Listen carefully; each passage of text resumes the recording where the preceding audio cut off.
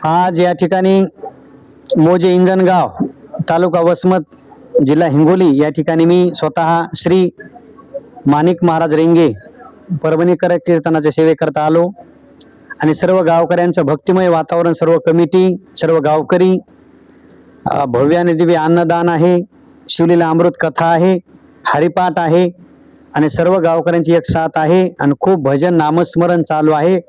हे सप्ताह कशासाठी आहे तर आपल्या मुलावर संस्कार लावण्यासाठी सप्ताह आहे. गळ्यात माळ नामस्मरण कशासाठी आहे? शिक्षण शिकवा, इंजिनियर, डॉक्टर, बिप्टी, कलेक्टर करीपर्यंत मुलांना शिकवा, पण तेच वारकरी शिक्षण संस्थाही शिकवा. कारण का कसं राहायचं, ॲप्टिट्यूड कसा पैसा कमवायचा हे शाळेत शिक्षण शिकवतंय. पण आमचे जे वारकरी आहेत ते संस्कार कसे शिकवतात म्हणून मी नेहमी सांगत असतो, शिक्षण ही काळाची गरज आहे, शिक्षण ही काळाची गरज आहे आणि वारकरी संस्कार ही जीवनाची गरज आहे मंडळी त्या ठिकाणी. म्हणून आपल्या लेकरांना हरिपाठ, हनुमान चालीसा, हिंदू धर्माविषयी, सनातन धर्माविषयी अत्यंत त्यांना तळमळीने मायबापांची सेवा कशी करायची.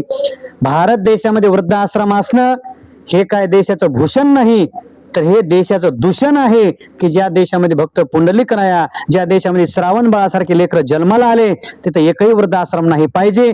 या सप्ताहाच्या मार्गातून मी उपदेश करत आहे, संदेश सांगत आहे आणि येणाऱ्या 2 वर्षामध्ये आपल्या महाराष्ट्रात एकही वृद्धाश्रम दिसला नाही पाहिजे हीच विनंती मी महादेवाकडे करत आहे.